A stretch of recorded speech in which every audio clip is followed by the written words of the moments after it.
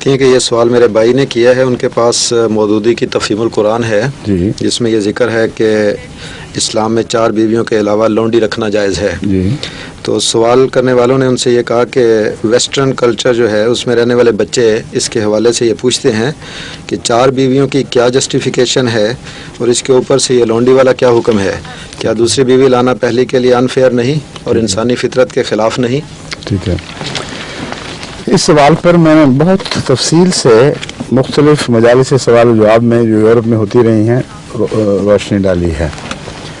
کچھ اس کا مثبت طرز کا جواب ہے، کچھ منفی طرز کا۔ پوچھنے والوں کا جو انداز ہے تاکہ اسلام کا بد اثر پڑے، عموماً اسی لیے پوچھا جاتا ہے، اس کو مد نظر رکھتے ہوئے میں نے بعض دفعہ ایک الزامی جواب بھی دیا ہے۔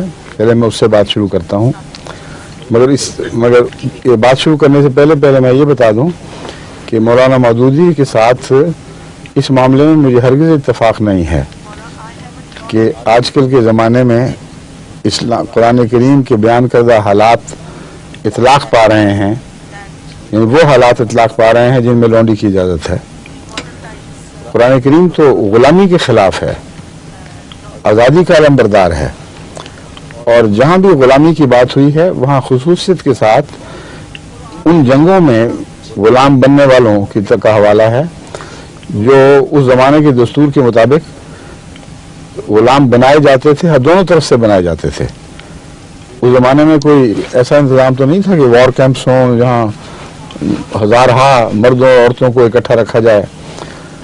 وہ زمانہ ایسا تھا کہ قیدی تقسیم کیے جاتے تھے، ان میں عورتیں بھی تھیں اور مرد بھی۔ اگر اس خصوصی صورتحال کو پیش نظر رکھ کر مناسب حال حکم جاری نہ ہوتا تو سارا معاشرہ کئی قسم کی بدیوں سے بھر جاتا۔ اور پھر یہ بھی یاد رکھیں کہ مقابل پر دشمن وہی کرتا تھا، اور جب دشمن کسی کے قیدیوں سے ایک سلوک کرتا ہے تو عمومی طور پر وہ سلوک ان لوگوں کے نزدیک مناسب ہو یا نامناسب ہو، ایک جنگ کا قانون ہے جو ایک جنگ کے عدل کے ساتھ تعلق رکھتا ہے، اور جنگی عدل کا تقاضا یہ ہے کہ دشمن اگر تم سے کوئی زیادتی کرتا ہے تو تم اسی حد تک زیادتی کر سکتے ہو، لیکن اسلام میں یہ زیادتی خاص قواعد اور پابندیوں کے تابع رہی ہے۔ پھر بھی وہ دشمن جو اس زمانے میں دوسرے ملک قوموں کے قیدیوں پر دسترس رکھتے تھے، ان پر قبضہ کرتے تھے، وہ طرح طرح کے مظالم ان پر کرتے تھے، اور اسلام نے ان کی اجازت نہیں دی۔ حالانکہ جنگی عدل کا اگر اطلاق ہو تو اسلام کو بھی اجازت تھی کہ ویسی بہیمانہ کاروائیاں اس حد تک ان سے کریں جس حد تک وہ اپنے ہمارے مسلمان قیدیوں پر کیا کرتے تھے۔ مثلا جنگ کے دوران مسلح کرنا، چہرہ بگاڑنا اور کئی قسم کی بد حرکتیں تھیں، قطعاً اسلام نے ان کی اجازت نہیں دی۔ غلاموں کے متعلق یہ تاکید فرمائی کہ تمہارے پاس ٹھہر ہیں مگر بندے خدا کے ہیں، اور تم امین ہو، تم ان کے بارے میں جواب دہ ہوگے۔ تمہارے لیے ضروری ہے کہ جو خود پہنو ویسا ہی ان کو پہناؤ، جو خود کھاتے ہو ویسا ہی ان کو کھلاؤ، اور اگر تم نے ان پہ زیادتی کی تو تم خدا کے حضور پکڑے جاؤ گے۔ جو لونڈیوں والا حصہ ہے اس کی اجازت دینا اس لیے ایک مجبوری تھی کہ یہ لونڈیاں اگر گھروں میں پلتیں اور ان کے بارے میں کوئی ایسی تعلیم نہ دی جاتی تو خطرہ تھا کہ سارے معاشرے میں بعض بدیاں پھیل جائیں گی۔ اس لیے اللہ تعالیٰ جو مالک ہے، بیاہ شادی کے قانون تو سب سے زیادہ خدا تعالیٰ حقدار ہے کہ وہ بنائے، بس گناہ کا ایک غلط تصور بعض ذہنوں میں موجود ہے۔ اگر واقعتاً یہ قانون خدا کی طرف سے ہے تو جس طرح شادی جائز ہے اس طرح یہ بھی جائز ہے۔ یہ عجیب بات ہے کہ اللہ تعالیٰ کو یہ تو حق ہے کہ ایک بیوی کی اجازت دے دے یا 2 بیویوں کی اجازت دے دے، مگر یہ حق نہیں ہے کہ شادی کا ایک اور طریق رائج کر دے۔ بس جو اسلامی قوانین ہیں ان کا ماخذ خدا ہے، اور اگر کسی کو اعتبار نہیں تو پھر اعتراض کا حق ہی کوئی نہیں رہتا باقی۔ फिर सीधा साधा जवाब है कि दुश्मन इससे बहुत ज़्यादा जुल्म किया करता था, मुसलमानों ने उससे बहुत कम कर लिया, तो तुम्हें क्या तकलीफ है। लेकिन कोई मुस्तकिल कैदियों को बनाने का और बेचने और ख़रीदने का ऐसा निज़ाम कुरान करीम ने जारी नहीं फरमाया जो हमेशा के लिए नस्ल बाद नस्ल मुंतकिल हो सके। अगर किसी लॉन्ड्री से उसके मालिक का बच्चा पैदा हो जाता है तो आज़ाद हो जाती है। अगर कोई गुलाम ये चाहता है कि मैं आज़ाद हूँ, उसके पास पैसे नहीं हैं, क्योंकि उनको रखने का और उनके इंतज़ाम का एक खर्च हुआ करता था, इसलिए हर कैदी का एक फिदिया हुआ करता था।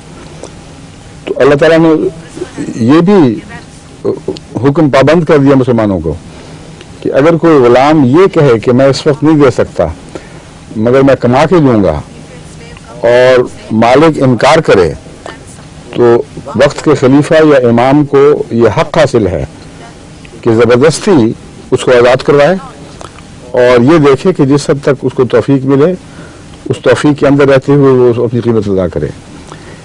फिर हर किस्म के गुनाहों के में शर्त ये रख दी माफ़ी की कि गुलाम भी आज़ाद करो, इतने गुलाम आज़ाद करो। बस आज़ादी की सारी तालीमें मिलती हैं, गुलाम बनाने का कोई जरिया दिखाई नहीं देता सिवाय उस जंग के जो मुदाफ़ियाना जंग हो। उसमें दुश्मन पहल करेगा तो तुम्हें मौका मिलेगा ना। बस एक ऐसा बर्तन जिसमें दाखिल होने के रास्ते बहुत ही तंग हों और शाज हों और उससे निकल जाने के रास्ते बहुत खुले खुले और बकसरत हों, उसमें पानी ठहर कहाँ से सकता है। बस अगर मुसलमान सच्चे तौर पर इस्लाम की तालीम पर अमल करते तो किसी गुलामी का कोई सवाल ही बाकी नहीं रहता था। बाद में लोगों ने अपने नफ्स के बहाने बनाकर गुलामी को जारी रखने के लिए उज़्र तराशे हैं, वरना हकीकत में कुरान करीम से पता चलता है, फरमाया है कि किसी को गुलाम बनाना मोहम्मद रसूलुल्लाह सल्लल्लाहु अलैहि वसल्लम को जिक्र कराते हुए हरगिज़ जायज़ नहीं है जब तक कि खुरेज जंग न करे। तो जंग भी मामूली झड़प नहीं है कि रास्ता चलते किसी लड़ाई हो गई तो पकड़ के गुलाम बना लिया। खुरेज जंग का जिक्र है और वो जंग इसमें ये बात मुज़मिर है, शामिल है, लाज़िमन हुज़ूर अकरम सल्लल्लाहु अलैहि वसल्लम के हवाले से मुदाफ़ियाना होनी थी। तो जंग करने का इख्तियार नहीं है सिवाय इसके कि दुश्मन ठोंसे, और फिर कैदी उस वक्त बनाना है जब वो वाक़तन संगीन लड़ाई हो और खुरेज लड़ाई हो।